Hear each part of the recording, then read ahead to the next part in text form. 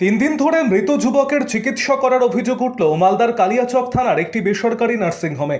অনলাইনে জেলা স্বাস্থ্য দপ্তরে অভিযোগের পরই বেসরকারি নার্সিংহোমে এমন কাণ্ডের পর্দাফাঁস। এমন ঘটনার পর চাঞ্চল্য ছড়িয়ে পড়ে মালদা জেলা জুড়ে। 24 বছরের যুবক সাকিরুল ইসলাম গল ব্লাডারে পাথরের চিকিৎসা করতে মালদা জেলার কালিয়াচক থানার সুজাপুরে জাতীয় সড়কের ধারে একটি ঝাঁ চকচকে বেসরকারি নার্সিংহোমে ভর্তি হন শুক্রবার। ওই নার্সিংহোমে কর্তব্যরত চিকিৎসক মাইক্রো সার্জারির মাধ্যমে গল ব্লাডার অপারেশন করার পরামর্শ দেন। সেই পরামর্শে মানিকচক কলেজের দ্বিতীয় বর্ষের ছাত্র সাকিরুল শনিবার অস্ত্রোপচারে রাজিও হন। শনিবার সন্ধ্যায় অস্ত্রোপচার হয়, কিন্তু অপারেশন টেবিলেই তার মৃত্যু হয় বলে অভিযোগ পরিবারের সদস্যদের। তবুও নার্সিংহোম কর্তৃপক্ষ বিষয়টি লুকিয়ে রেখে পরিবারের সদস্যদের জানান অপারেশনের পর সাকিরুল অচৈতন্য রয়েছে, আইসিইউতে রাখা হয়েছে। এরপর আর পরিবারের সদস্যদের সাকিরুলের সাথে দেখা করতে দেওয়া হয়নি। এমনকি চিকিৎসকের পরিবারের সদস্যদের জানান সাকিরুল সুস্থ রয়েছে। 3 দিন কেটে গেলেও নার্সিংহোম কর্তৃপক্ষ সাকিরুলের সাথে পরিবারের কোনো যোগাযোগ করতে দেওয়া হয়নি। এই অবস্থায় সাকিরুলের পরিবারের সদস্যদের সন্দেহ হয়। অনলাইনে জেলা স্বাস্থ্য দপ্তরে অভিযোগ জানান। এরপরই জেলা স্বাস্থ্য দপ্তরের কর্তারা নার্সিংহোমে তদন্তের জন্য যান। সেখানে গিয়ে স্বাস্থ্য দপ্তরের প্রতিনিধিরা জানতে পারেন সাকিরুলের মৃত্যু হয়েছে। তারপর পুরো বিষয়টি কালিয়াচক থানাতে অভিযোগ করে পরিবারের সদস্যরা। শুরু হয়েছে তদন্ত। সাকিরুলের মৃতদেহ পুলিশ উদ্ধার করে আজ মালদা মেডিকেল কলেজ ও হাসপাতালে ময়না তদন্তের জন্য পাঠিয়েছে। বিষয়টি নিয়ে নার্সিংহোম কর্তৃপক্ষ কোনো মন্তব্য করতে অস্বীকার করেছে। আরও আপডেট থাকতে আমাদের ভিডিও শেয়ার ও ফেসবুক পেজটিকে লাইক করে ফলো করে দিন। গোল ব্লাডে পাথর হয়েছিল। তারপরে কাকু অনলাইন থেকে ডাক্তারবাবুর সঙ্গে যোগাযোগ করে অ্যাডমিশন হওয়ার জন্য ওইখানে কাগজপত্র সব রেডি করেছিল। তারপরে ওইখানে শুক্রবারে গিয়েছিল, ওইখানে শুক্রবারে অ্যাডমিশন হয়েছে। তারপরে শনিবারের দিন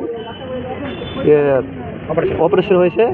তারপরে অপারেশন থিয়েটারে শেষ হয়েছে। ডাক্তারবাবু বলে কিছু বলেন নাই, সে কোনো রিপোর্টও বলছে না। রিপোর্ট করছে, ওই বলছে স্লিপ নিয়ে যাও, রিপোর্টের টাকা কাটিয়ে আসো। রিপোর্ট কী হয়েছে না হয়েছে কিছু বলে না। তখনও টাকা নেওয়া হচ্ছিল।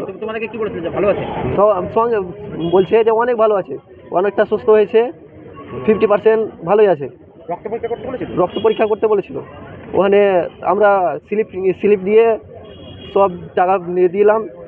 তারপরে রক্ত টেস্ট করেছে মনে হয়, রিপোর্টও দেখায়নি আমাদের। মৃত্যুর পরও অনেক রিপোর্ট করিয়েছে। অনেক রিপোর্ট করিয়েছে। শাস্তি চাও তোমরা? হ্যাঁ, আমরা শাস্তি চাই। আপনার নাম? আমার নাম এমডি ঈসা। কি হয়? আমার কাকু হয়। অভিযোগ শুরু থেকে বলবো নাকি? হ্যাঁ, একটু নাম।